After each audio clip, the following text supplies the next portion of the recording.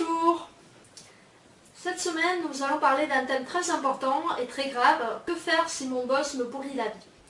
Eh bien, que faire si, en gros, vous ne vous sentez plus à l'aise dans votre entreprise, si vous souffrez, si vous n'êtes vraiment pas, si vous êtes malheureux ou malheureuse dans votre boîte, soit parce que votre boss vous pourrit la vie, soit pour d'autres raisons, par exemple parce que le travail devient de plus en plus dur, parce que les conditions de travail deviennent de moins en moins vivables, parce que le travail n'a plus de sens, parce qu'on vous oblige à faire des choses qui vont contre vos principes, etc., etc., etc. Il peut y avoir plein de raisons pour lesquelles vous n'êtes plus bien dans votre entreprise, dans votre travail, et il semblerait, on dirait que dans ces situations, on n'a que deux solutions. Soit rester là et supporter tout ça, sans rien dire, soit partir, quitter l'entreprise. Or, ce sont deux choix qui font très peur, parce que quand il s'agit de rester là, finalement il s'agit de supporter une situation qui vous fait du mal et il n'y a pas de perspective d'amélioration. Et d'un autre côté, pour beaucoup de gens, quitter son travail, c'est terrible, c'est perdre souvent toute une carrière qu'on a faite dans l'entreprise, le bénéfice de toutes ces années d'ancienneté, c'est ne pas être sûr de retrouver un autre travail, c'est risquer une dégradation de ses finances, de son niveau de pouvoir d'achat, de son niveau social et également de son statut social.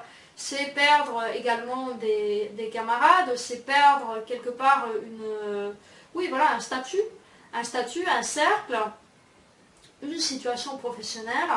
Et puis surtout, avoir peur, ça dépend aussi de l'âge, du secteur, de plein d'autres facteurs, avoir très peur de ne pas retrouver un travail et de finalement se retrouver à la rue. Donc, vous vous retrouvez face à deux situations,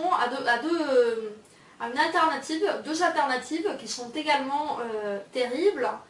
Et donc du coup, voilà, quoi choisir?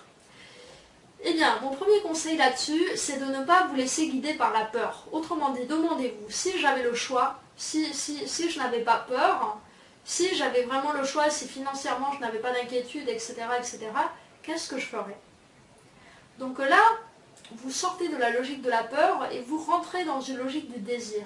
Et c'est très important parce que la peur va vous permettre d'échapper à un certain nombre de dangers si vous agissez pour fuir ce qui vous fait peur. Mais la peur ne va jamais vous permettre de vivre une vie vraiment enrichissante parce qu'une fois que vous avez échappé au danger, la peur ne vous indique pas ce que vous voulez vraiment dans la vie.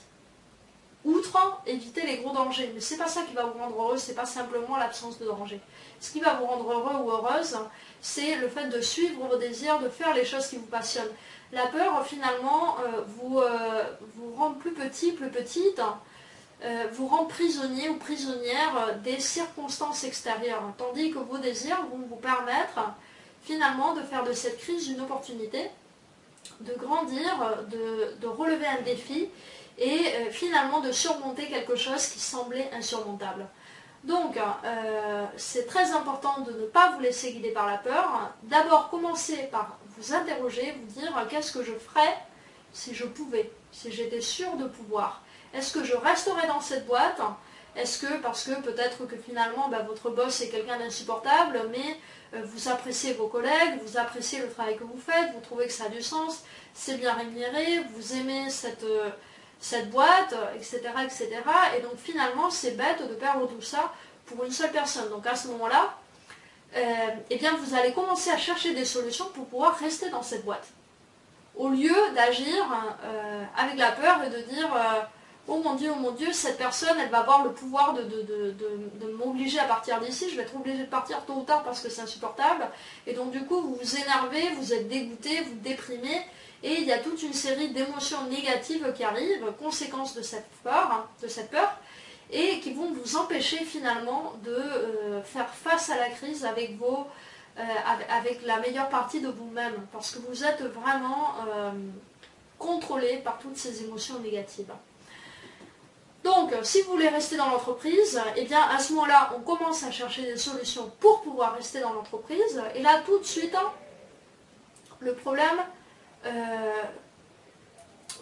change de nature en fait.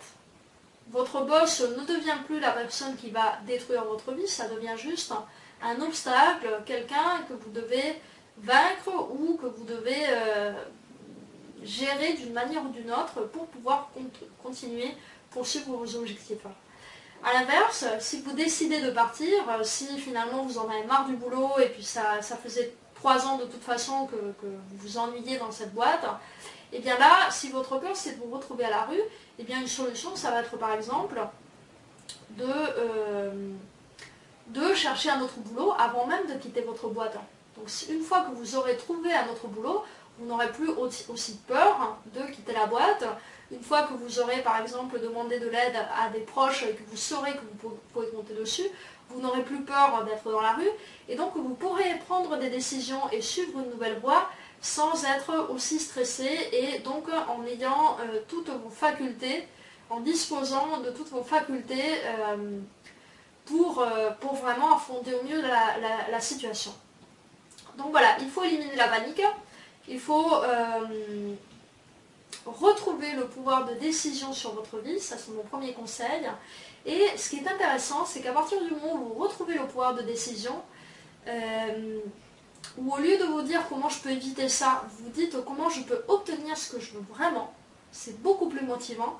Et là, vous allez tout de suite vous rendre compte que finalement, vous n'avez pas que ces deux alternatives. Vous n'avez pas que ces deux choix. Vous avez beaucoup d'autres choix possibles, à part le fait de rester dans l'entreprise et de supporter votre boss, et à part le fait de partir et de quitter à tout jamais cette entreprise. Il y a d'autres choix possibles. Et vous allez les découvrir quand vous aurez décidé de ne pas écouter votre peur. Donc, dans le prochain article, vendredi, sur cette même question, nous allons voir quelques-unes de ces alternatives que vous ne voyez pas forcément maintenant et qui pourraient vous permettre de ne pas quitter l'entreprise ou de ne pas forcément rester là en train de tout supporter sans pouvoir rien faire. Donc, d'autres alternatives que la passivité ou la fuite, finalement.